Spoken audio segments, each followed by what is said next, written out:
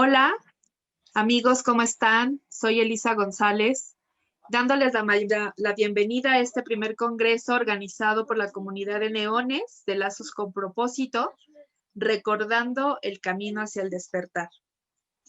Les recordamos que en nuestro congreso participan 27 conferencistas, 13 países brindando conferencias a lo largo de 4 días, que es 3, 4, 5 y 6 de diciembre. Bueno, a ver, haciendo mención a lo dicho, voy a dar paso a la presentación de nuestra conferencista del día de hoy, que para mí es súper grato poder presentarla, porque la admiro y la quiero muchísimo.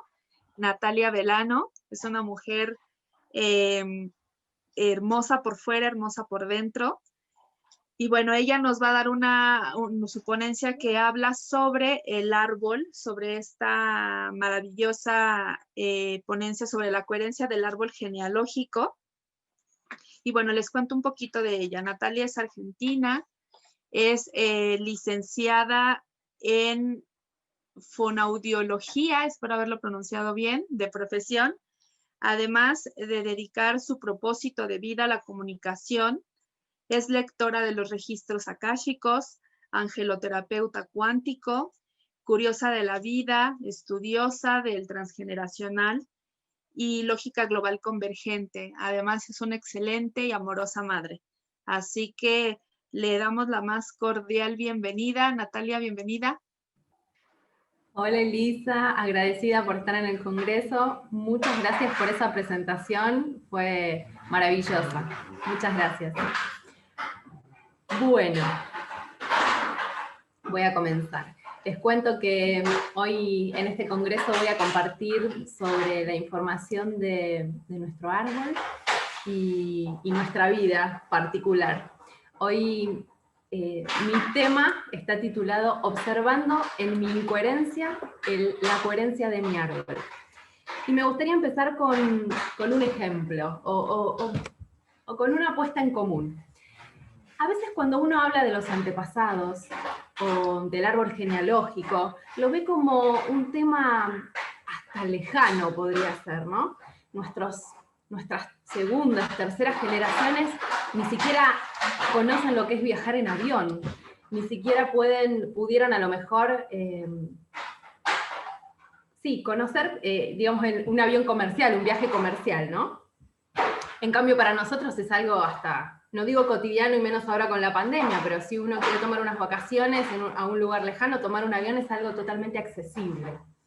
Ahora, imagínense clases por internet. Nuestros hijos en esta época de pandemia se encuentran escolarizándose con esta temática. Si pensamos, no nos iríamos muy lejos, 2 generaciones atrás.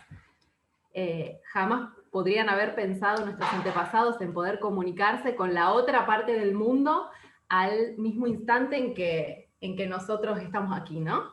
Y mucho menos hacer un congreso que estén comunicados todo el mundo al mismo tiempo. Esto nos hace pensar que ellos están en un lugar, digamos, mucho más alejado de nuestras posibilidades. Y sin embargo, a pesar de todo esto, si yo les dijera que somos exactamente iguales a ellos, que en muchos aspectos hasta somos idénticos, ¿me creerían? Pues no me crean. A lo largo de esta charla lo iremos descubriendo juntos. En ocasiones vivimos situaciones que nos llevan a perder nuestra paz.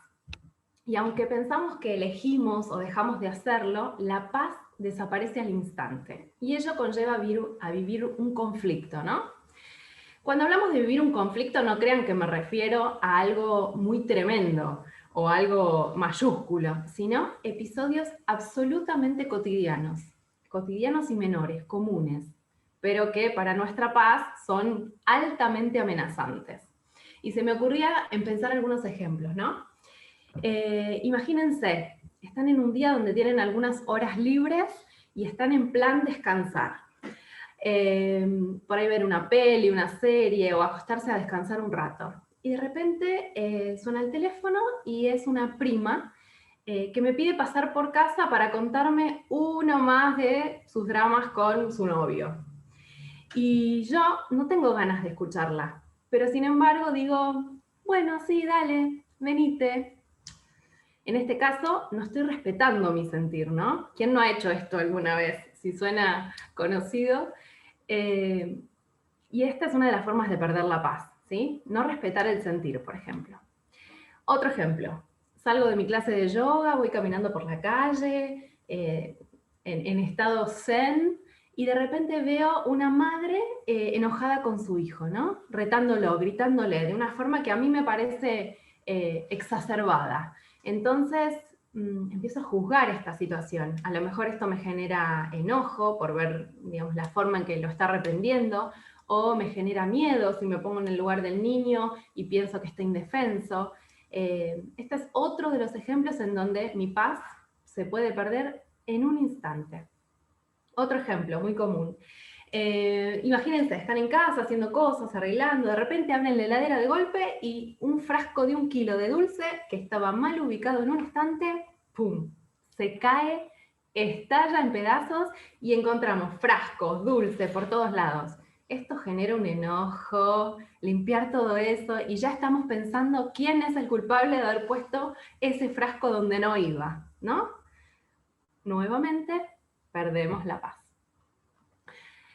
Bien, ¿cuántas de estas situaciones en las que perdemos la paz vivimos diariamente? Yo les aseguro que si escribiéramos un cuaderno, lo llenaríamos, y no sé si 2, les diría. A estos hechos en donde perdemos la paz, lo llamamos estar en incoherencia. Y si hablamos de incoherencia, sí o sí debemos hablar de lo que es la coherencia, ¿no? La coherencia es básicamente sentir, pensar y hacer lo mismo. Es decir, que haya una coherencia entre estas acciones. Esta es la forma en que deberíamos vivir constantemente, porque es la forma de vivir en salud. Pero si alguna de estas acciones difiere entre sí, es decir, yo pienso una cosa y siento otra y digo otra, y hago otra, por ejemplo, ahí ya entro en incoherencia. Entro en incoherencia y por lo tanto pierdo mi paz, que es lo mismo que entrar en conflicto. Es exactamente lo mismo.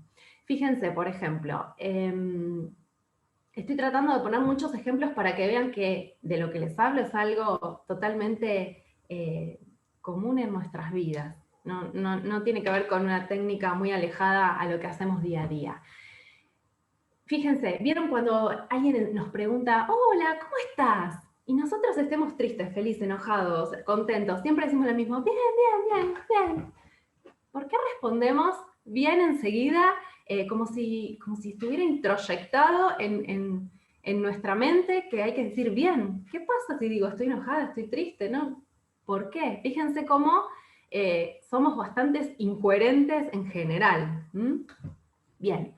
¿Cómo reconozco momentos de incoherencia en nuestro accionar? Esto lo podemos reconocer fácil, haciéndonos algunas preguntitas. Yo las nombro en forma teórica. Después, cuando uno entra en acción, la verdad es que no está todo el tiempo haciéndose las preguntas. Ya uno ya sabe para dónde ir. Pero en general, sí o sí tengo que recorrer un caminito, que es, ¿estoy perdiendo mi paz? Es la pregunta 1. ¿Por qué la estoy perdiendo? ¿Para qué la estoy perdiendo? ¿Y cómo la recupero? Que sería el camino justamente de llegar de la incoherencia a la coherencia nuevamente. Nuestro inconsciente sabe absolutamente perfecto de lo que yo les estoy hablando. Ahora, ¿nosotros sabemos de lo que les estoy hablando? En eso tengo dudas. Lo que vamos a hacer es lo siguiente. Ha llegado el momento de hablar un poco de lo que es el inconsciente y lo que es el consciente. Y después van a ver por qué es importante saberlo. Todos, absolutamente todos los humanos que están en la faz de nuestra Tierra tienen un inconsciente y un consciente biológico que les permite andar por la vida, vivir básicamente. Se sabe que nuestro inconsciente crea la realidad que vivimos diariamente. Y este inconsciente, se sabe por estudios, que maneja entre un 95 y un 97% de nosotros. Casi todo. Y mientras que el consciente estaría en un 5 y un 3%, que es lo restante, ¿no? Imagínense esto, buscamos un ejemplo. Imagínense que yo soy dueño de un negocio y tengo 2 empleados.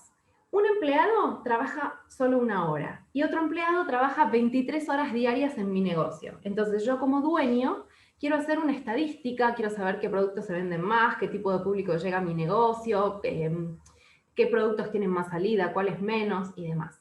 ¿A quién me voy a referenciar para hacer preguntas sobre cómo está funcionando mi negocio? ¿Al que trabaja, al empleado de 1 hora o al empleado de 23? Claramente al empleado de 23 horas, que es el que más información tiene por pasar más tiempo en mi negocio. Bueno, lo mismo ocurre con el inconsciente. El inconsciente sería nuestro empleado de 23 horas. Así que debemos tener en cuenta que tenemos que conocer un poco más del inconsciente para saber cómo nos estamos manejando nosotros.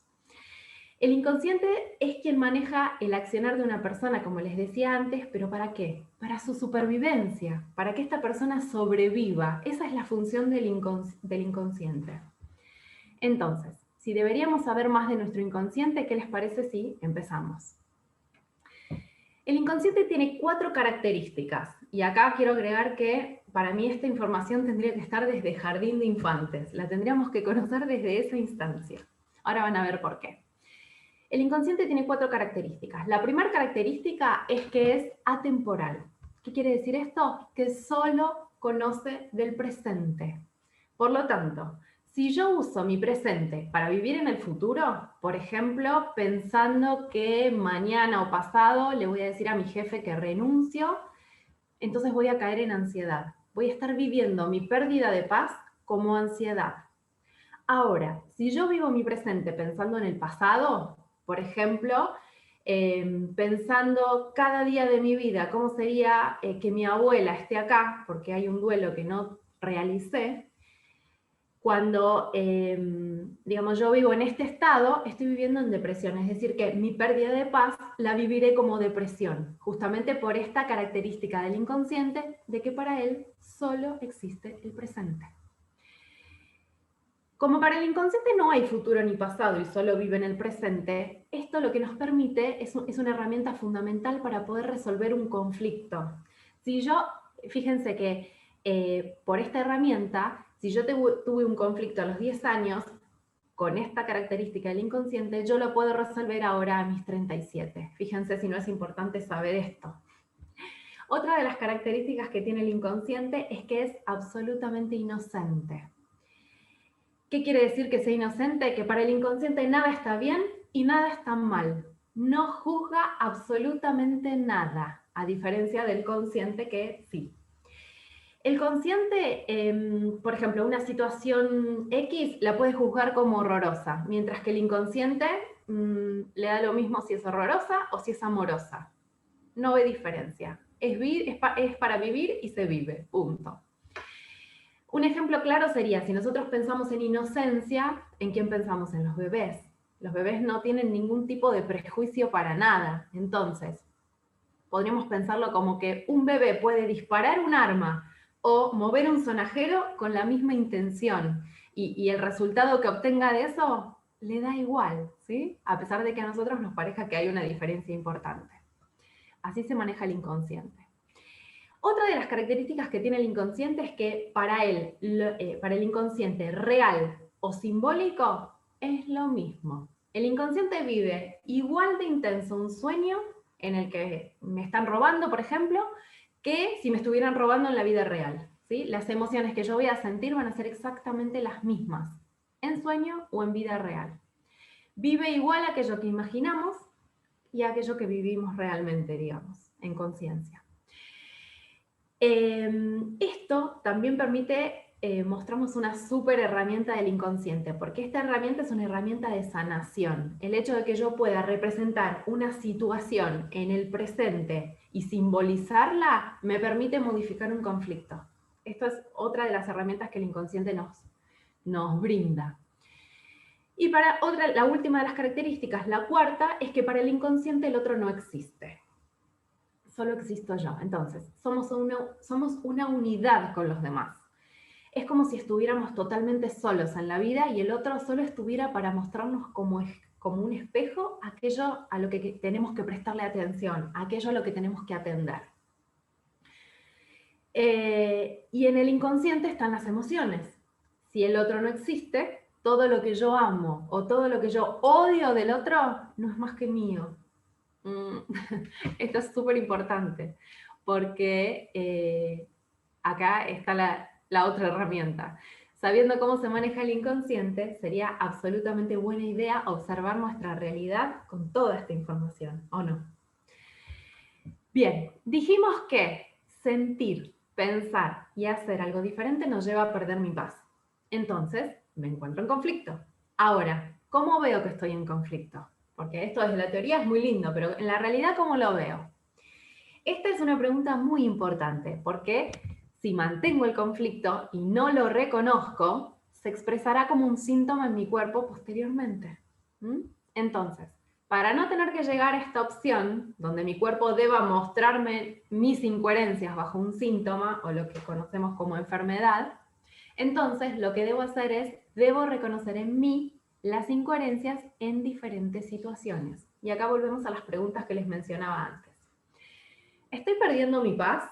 Cuando yo estoy en una situación en donde veo que me surge una emoción, lo que debo hacer es, primero, observo mi sentir, observo mi hacer y observo mi pensar en relación a la situación que estoy viviendo. En general, aflora una emoción. Puede ser enojo, puede ser miedo, puede ser tristeza, puede ser alegría también, pero también pueden surgir otras cosas que nosotros llamamos sentimientos. Por ejemplo, el rechazo, la frustración, todas esas no son emociones, son sentimientos. ¿Y qué quiere decir? Que debajo de ese sentimiento hay una emoción, entonces debo buscarla. Yo a lo mejor me siento frustrada, pero debajo de la frustración probablemente haya miedo o enojo. Entonces recordemos que las emociones son enojo, miedo, asco, alegría y tristeza. Los demás son todos sentimientos. La segunda pregunta es, ¿por qué estoy perdiendo mi paz? El por qué es porque hay algo que tengo que sanar, sencillamente y llanamente. Y en general esto se ve espejándose en los otros. Por eso es muy importante rodearme de más personas, porque me dan demasiada información. ¿Para qué estoy perdiendo la paz?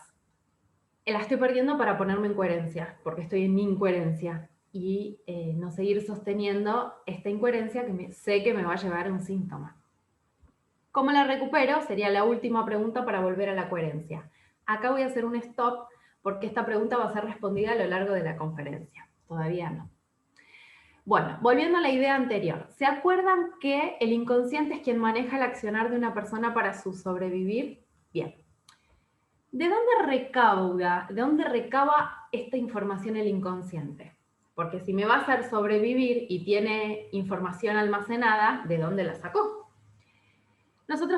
Existen diferentes tipos de inconscientes. El inconsciente que yo les hablo es el inconsciente particular, es el inconsciente biológico. Existe además un inconsciente familiar, existe un inconsciente colectivo, pero hoy estamos hablando del inconsciente particular, ¿sí? El individual. ¿Y saben de dónde saca la información nuestro inconsciente particular para mantenernos con vida? De nuestro inconsciente familiar, es decir, de nuestro árbol genealógico. Es por ello que es muy, muy, muy importante conocer la mayor información que tenemos de nuestros antepasados.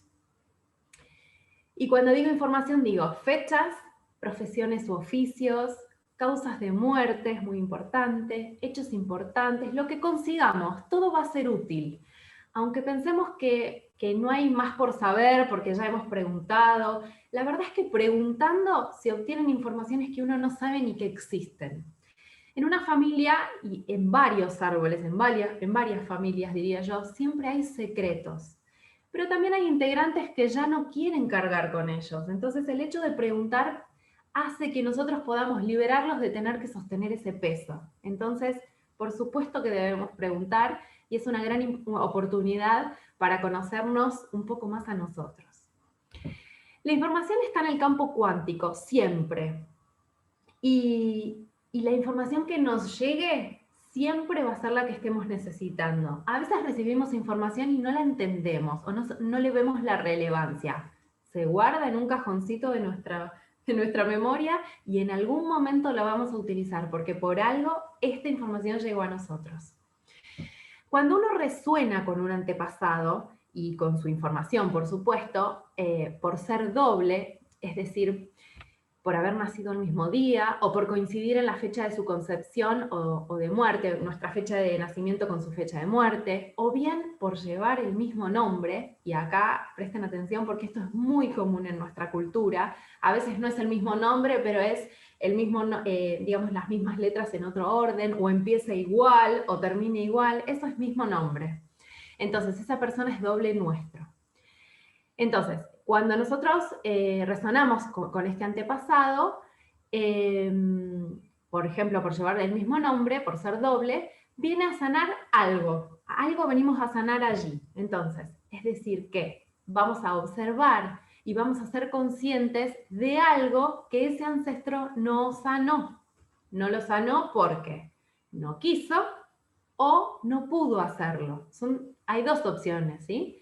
Probablemente ahora nosotros tengamos un poco más de herramientas que nuestros antepasados lejanos, pero en muchas ocasiones una de las posibilidades es que no lo haya querido sanar. Pero bueno, por ser doble ya sabemos que vamos a tener una lista de pendientes, se nos va a pasar una lista de pendientes de cosas que tengamos que atender, justamente porque ese antepasado no logró sanarlas, ¿sí? Así como heredamos pendientes, como una lista de supermercado, digamos, de cosas que faltan comprar, también heredamos lo que se llaman virtudes o dones, no solo heredamos las cosas pendientes. El tema es que estas últimas no están, digamos, tan mal vistas, los dones y las virtudes, uno las acepta un poco mejor. Las cosas que están pendientes son un poco más difíciles de digerir.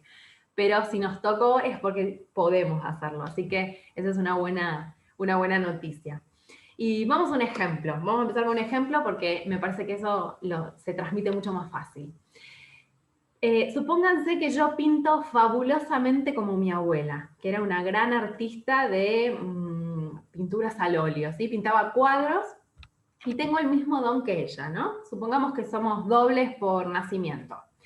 Ahora bien, esa misma abuela, yo sé que abandonó a sus hijos por irse a pintar alrededor del mundo, ¿sí? Los dejó al cuidado de determinada persona y siguió con su vocación a lo largo de los diferentes países. Entonces, cuando yo reviso mi vida y veo que yo no deseo hijos, por ejemplo, aquí es donde también resueno con esta abuela, ¿sí? Y esto debo verlo. ¿Es realmente mi decisión no tener hijos? Me lo tengo que preguntar. ¿O estoy heredando alguna creencia inconsciente de mi árbol que me lleva a suponer que no quiero esos hijos? Probablemente tener hijos sea visto como un sacrificio en este árbol. Hay que buscar qué tipo de creencia está por detrás. Pero supongamos que en este árbol se lo vio como que tener hijos es un sacrificio. Esta abuela pensaba que tenía que quedarse con ellos, atenderlos y tenía que desatender su vocación. Entonces, a lo mejor lo vivió así, como un sacrificio, y la decisión que tomó fue esta. Entonces, sí o sí es muy importante que yo vea todas las cosas, no solo las virtudes, sino ese pendiente, y eso que yo pensé que era una decisión, a lo mejor no era tal decisión tomada por mí. Muchos dirán que no es tan fácil obtener esta información, ¿no? Que a veces antepasados de terceras o cuartas generaciones más arriba no se conocen y que es muy difícil llegar a ellos. Y yo les voy a decir que como todo en la vida es cíclico, inclusive en nuestra historia repetimos cíclicamente las cosas no sanadas, las creencias y los valores de antepasados muy lejanos, también son cíclicas, entonces probablemente sean vividas y repetidas por nuestros abuelos y nuestros padres. Entonces, a veces ni siquiera necesito demasiados datos de terceras o cuartas o quintas generaciones, porque mirando a mis padres y a mis abuelos, ya las tengo, ¿sí? Si las consigo, genial, si no las consigo, también se puede sanar un montón de cosas. Entonces, recapitulando, vamos a echar luz sobre algunas otras cositas. Hasta aquí sabemos qué ocurre si yo mantengo un conflicto. Ahora, ¿qué pasa si yo reconozco mi pérdida de paz a través de mi incoherencia, de sentir, pensar y hacer algo diferente? Veo la emoción que surge y la observo. La observo porque esta emoción responde a una creencia heredada que estoy sosteniendo inconscientemente. Sentir miedo o sentir enojo no aparece en mí porque sí. Yo vivo una situación, entro en incoherencia y me enojo. ¿Esto pasa porque sí? No. No pasa, no es aleatorio, pasa porque hay algo más para ver. pasa porque hay una creencia que se encuentra debajo siempre. ¿Sí? Hay una creencia, algún programa, algo ahí hay que me hizo reaccionar de determinada manera. Ahora, la pregunta sería, ¿qué creencia es? ¿Qué ilusión yo estoy creyendo que es mía y no es? Debo cuestionarme qué creencia o valor heredado está ahí abajo de esa emoción. Entonces, pongamos un ejemplo.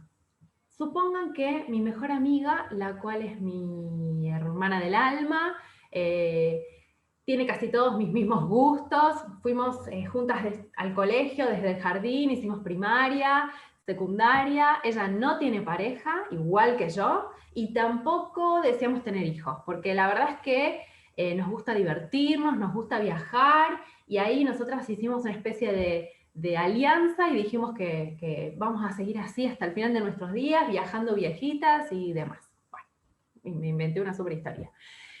Un día me cuenta que conoció a un hombre, me llama y me cuenta que conoció a un hombre y que quedó embarazada y que está súper feliz. Imagínense cómo yo recibo esa noticia, cómo recibo esa información. Lejos de ponerme contenta, esto me cae como un baldazo de agua fría, ¿sí? Es un momento de incoherencia total. ¿Por qué?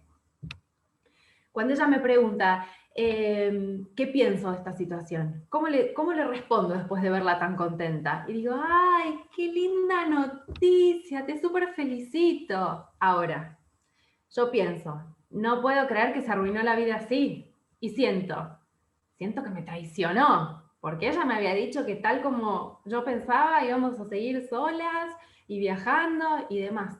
Así acabo de caer en un instante en una incoherencia, ¿sí?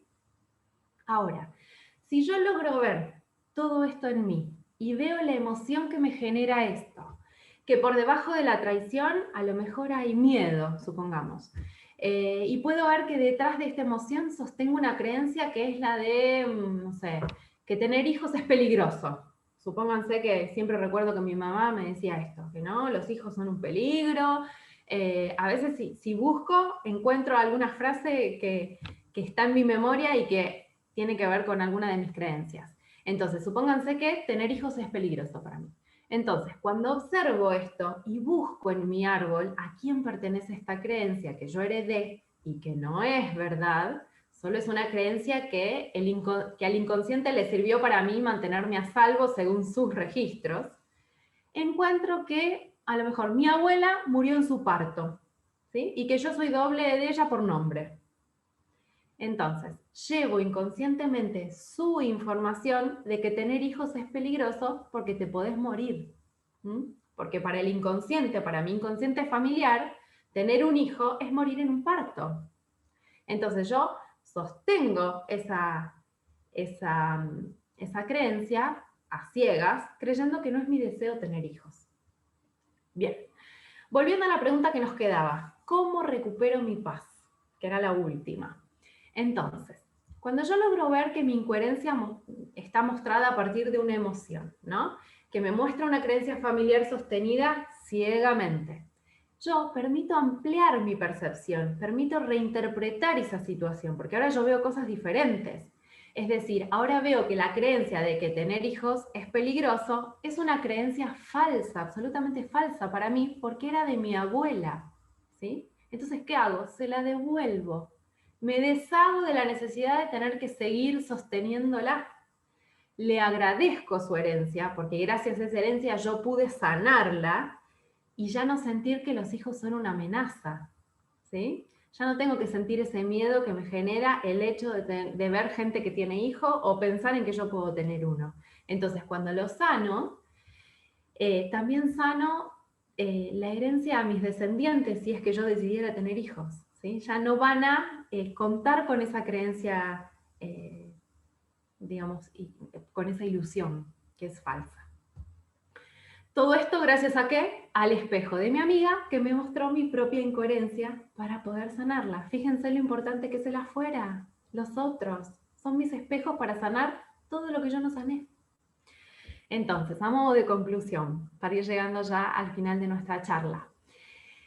La pérdida de paz me lleva a una incoherencia. Vamos a hacer un recapitulaje y una síntesis, vamos a decirlo así. La pérdida de paz me lleva a una incoherencia, a través de una emoción que surge. Veo esa emoción, busco la creencia que está oculta ahí, reconozco a qué familiar pertenece y la devuelvo agradecidamente, ¿sí? Sin prejuicio. Y así es como recupero mi paz y mi coherencia. Este es el caminito. En todos los casos es el mismo caminito. El hecho de hacer consciente la información inconsciente es la que a mí me permite aumentar mi percepción y dejar de vivir la vida respondiendo a programas, a creencias y a valores heredados inconscientes, pero sobre todo pensando que soy yo quien elijo, no mi árbol. Y esto es lo que me hace libre. Para concluir, es hora de ver conscientemente nuestro inconsciente familiar para no vivir en conflicto, para ver que estamos unidos por un lazo invisible que está lleno de propósito. Solo nos tenemos que hacer disponibles para ver lo que la realidad nos quiere compartir. Solo eso. Wow, hermosa. La verdad es que este tema a mí me resuena muchísimo de manera personal y súper, súper interesante. Y bueno, mira, te quiero hacer unas 3 preguntitas. ¿Cómo La no? primera es, dijiste que no se puede acceder al inconsciente, más bien, dijiste que sí se puede acceder al inconsciente de formas distintas, cuando uno no conoce la información del árbol genealógico. ¿Cuáles serían estas formas? Bien, claro. A veces pasa que no tenemos demasiada información, a veces tenemos, a veces no, pero es cierto que existen muchísimas técnicas para nosotros poder acceder a nuestro inconsciente. Algunas por nombrar, la hipnosis, por ejemplo, es una de ellas. La derivación nocturna. La derivación nocturna es una herramienta fabulosa. Es una herramienta que no solo nos permite acceder a nuestro inconsciente, sino ampliar nuestra percepción, que no es poco. Yo diría que es el oro en polvo. Así que acá me dan pie para invitarlos a que investiguen sobre la derivación nocturna. Yo sé que en nuestro congreso lo abre una invitada muy especial que se llama Gris Nava y ella tiene unos videos muy enriquecedores sobre este tema. Quien quiera entrar, digamos, en esta información, vea sus videos, inclusive en el congreso algunos de nuestros compañeros también hablarán del tema, así que estén pendientes de esto, porque esta es una herramienta muy valedera para poder llegar a nuestro inconsciente. Otra de las formas de llegar a nuestro inconsciente es a través de sesiones de angeloterapia cuántica. En este grupo, en el Congreso, hay muchos angeloterapeutas y recuerden también que se van a estar sorteando sesiones de diversos tipos. Muchas de ellas son de angeloterapia cuántica, justamente porque muchos de nosotros somos terapeutas de este estilo. Esta es otra forma de llegar al inconsciente mediante una relajación muy sutil. Y después hay muchísimas otras, pero hay una que está al alcance de cualquiera, que no se estudia, que no necesitamos buscar ningún tipo de información extra, y es la de acceder a la información que está en nosotros en modo no sé, ¿sí? En modo observador de mis espejos. Cuando yo observo todos mis espejos, puedo ver que esa información que me están trayendo es la de mi inconsciente. Miren, les voy a contar una experiencia que tuve. Hace un tiempo yo estaba trabajando una creencia que había encontrado, una creencia de mi árbol, ¿no? Y yo había investigado y sabía que venía por el lado paterno, había llegado hasta el nivel de poder detectar que venía desde mi abuelo o de mi abuela, de uno de los dos, pero del lado paterno, de mi abuela o abuelo paterno, pero no sabía cuál de los dos exactamente. Entonces, a la hora de tener que hacer una especie de acto simbólico para devolverle esta creencia, no sabía a quién devolvérsela, a él o a ella. Entonces, ¿qué hice? Dije, bueno, a ver, universo. Me hago disponible y entrego esta duda al universo y la suelto, ¿sí? Dejo que me hago disponible para que esta información llegue a mí de alguna manera. Y listo, me olvidé. Fui a trabajar, ya casi cuando estoy terminando y volviendo a casa, en el camino a la salida de mi trabajo, me encuentro con una persona que me pregunta, creo que dónde estaba el baño. Entonces me llego a señalarle y cuando le hago así me dice, ah, sí, sí, sí, a la abuela. Entonces yo me quedo. A la vuelta, me dice, a la vuelta, sí, sí, sí, gracias. Y se va. yo no llegué ni a decir una palabra. Imagínense que yo la pregunta que había hecho al universo me acababa de llegar con una persona que no conocía y que me respondió sin que yo tuviera que hablar. En vez de decir a la vuelta, dijo a la abuela. Esto para mí, si yo estoy conectada y estoy receptiva y estoy con mi, digamos, percepción ampliada, esta es la respuesta que yo estaba buscando. Entonces, fíjense cómo de todas maneras la respuesta llega, ¿sí? Obtuve mi respuesta desde el universo, poniéndome en modo no sé. Esto lo puede hacer cualquiera. Wow, maravilloso. Y la otra pregunta que te quiero hacer, cuando uno detecta una emoción que nos muestra que estamos en incoherencia, ¿debemos permitirnos sentirla o con solo verla ya es suficiente para sanar? Una muy buena pregunta. Por supuesto que debemos darnos ese permiso. La liberación de una emoción es lo que estamos aprendiendo, básicamente. En general, en nuestra cultura no se nos permite expresar determinadas emociones. En este caso, es menester que aflore, ¿sí? Solo que cuando las sientas, la voy a observar, ¿sí? La voy a observar detenidamente para ver qué creencia subyace por debajo de ella. Muchas veces cuando devolvemos a un familiar, vieron que yo les dije que sé cuál es la creencia y se la devuelvo. Bueno, lo que yo hago es básicamente algo muy simple. Se pueden hacer actos simbólicos, se puede escribir una carta, hay un montón de técnicas. Yo les comparto la mía, que es simple, no necesito de mucho más que de mí.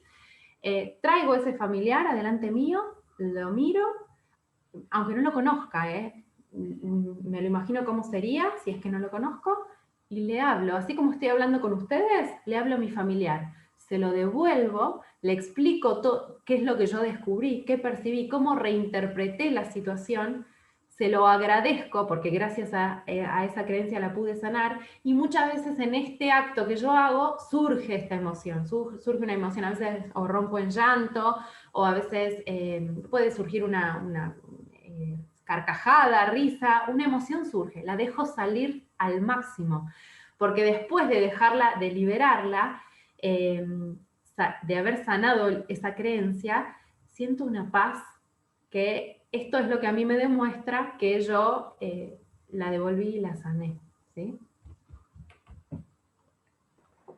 Ok, mira, la verdad es que yo quiero hacer una mención en mi conferencia. Yo hablo un poco también de esto y yo dije que había sido una colega quien me había ayudado a aterrizar algunas cosas y quiero decirles que es esta mujer que es una sabiduría total, que la verdad es que es muy puntual, te va a ayudar mucho. Yo los invito que si ustedes quieren saber más, de verdad, Nat les puede ayudar muchísimo y encontrar esta ruta y estos mensajes que a veces, por más que se nos presentan, no es que no querramos verlo, simplemente que entre todo esto que nos rodea es muy difícil, ¿no? Las situaciones nos abruma el enojo y demás, entonces es muy difícil. De verdad que Nat, muchísimas gracias. Y bueno, por último, ¿qué te gustaría compartirnos para concluir este encuentro? Bien, en principio te quiero agradecer lo que acabas de decir y dejar bien en claro que yo no hago nada, la persona es la que se sana, uno a veces actúa como espejo para que lo vea más fácil y al mismo tiempo que uno es espejo, el otro es espejo del otro, así que es un compartir, básicamente eso, y que todos lo podemos hacer, absolutamente todos tenemos los dones para hacerlo. Y con respecto a tu última pregunta, que me gustaría compartir, básicamente que nos animemos, que empecemos a indagar un poco más sobre nuestra historia, que en nuestra historia, en nuestros antepasados, está toda nuestra información, que nosotros en nuestra forma individual tenemos toda la información dentro de ellos y tenemos que animarnos a empezar a mirarla, ¿sí? Hay cosas que a veces no nos atrevemos o por temor, o porque la familia no se hablan, o porque creemos que es un tema del que no se charla. Es momento de hacernos responsables y se van a llevar una sorpresa, porque cuando empiecen a correr velos, no solo van a sentir una satisfacción enorme, sino que los demás también la van a ver. y van a aportar un montón de cosas a su crecimiento. Así como ustedes entonces aportan a los demás les aportan a ustedes. Entonces, háganse, no sé cómo, a veces pasa que uno no sabe por dónde empezar. El primer punto es hacerse disponible.